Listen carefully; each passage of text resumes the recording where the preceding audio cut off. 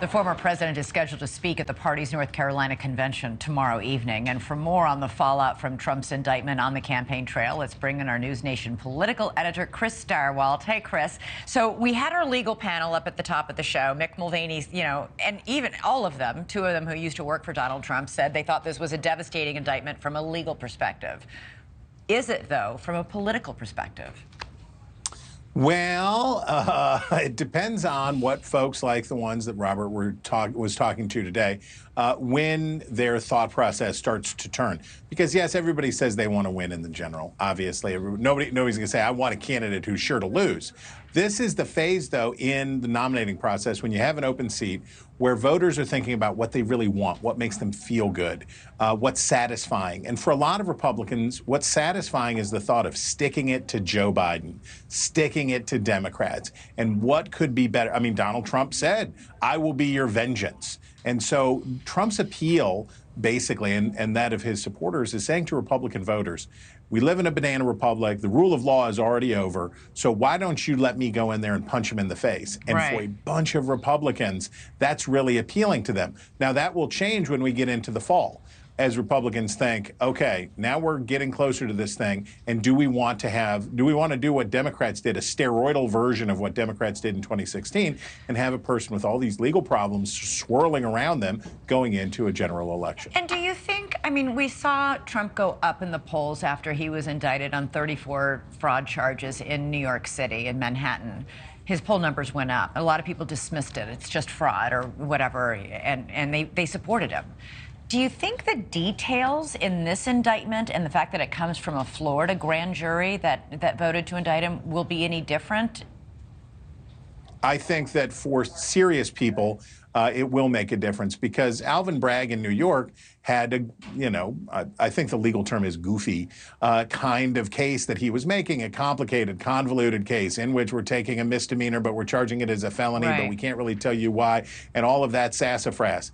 This, what you heard from Jack Smith was really important, because he came out and he said, first of all, he said it simply, he said it clearly, he said it declaratively, but he put the troops first and he put national security first.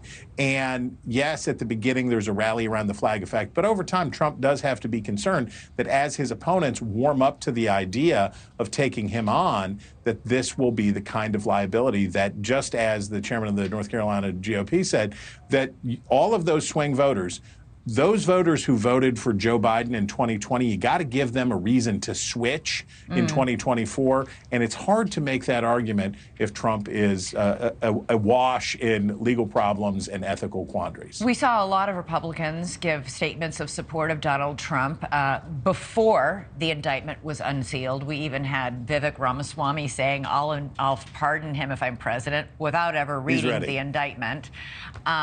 Chris Christie gave a very measured response, saying, let's wait and see what the facts are. Hasn't said anything since the facts were out. Asa Hutchinson repeated his view that Trump has no business running.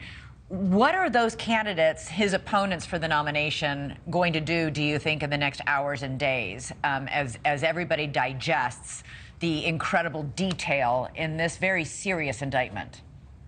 You really nailed it right there. You identified the crack that these candidates were in. So when everybody thought, we know there's going to be a charge, but we're not going to know what's in the charges till Tuesday, a lot of folks, from Kevin McCarthy in Congress, but also to Trump's rivals for the nomination. Well, I mean, obviously, he and Josh Hawley. But all of these folks ran out to say, like, oh, politicization of the legal process, this is terrible, terrible, terrible, because they thought they were going to be in a window of opportunity to have abstract points of view before they actually read what was in the indictment. And then Jack Smith came out today and said, ta-da, there you go. So they're all having to recalibrate what they're going to say about it. Particularly tough for Nikki Haley, who has made national security and foreign policy one of the centerpieces of her campaign. And then for Chris Christie, a former prosecutor, for Mike Pence, they're all in a difficult spot on this, because in order to take the fight to Trump, they're going to have to alienate some of Trump's voters. But on an issue this important, it's hard to just say, oh, well, never mind. Right. And the details, the transcripts, his own lawyer's testimony and recordings, and the fact that we're talking about nuclear top secret defense documents, not love letters from Kim Jong-un. It's, yeah, all right. Chris Stirewalt, going to be an interesting next couple of days, I think, on the campaign trail. Thanks so much for being here with us. Have a great weekend. Thank you for watching. Go to newsnationnow.com to find News Nation on your television provider. And don't forget to click the red subscribe button below to get more of News Nation's fact-driven, unbiased coverage.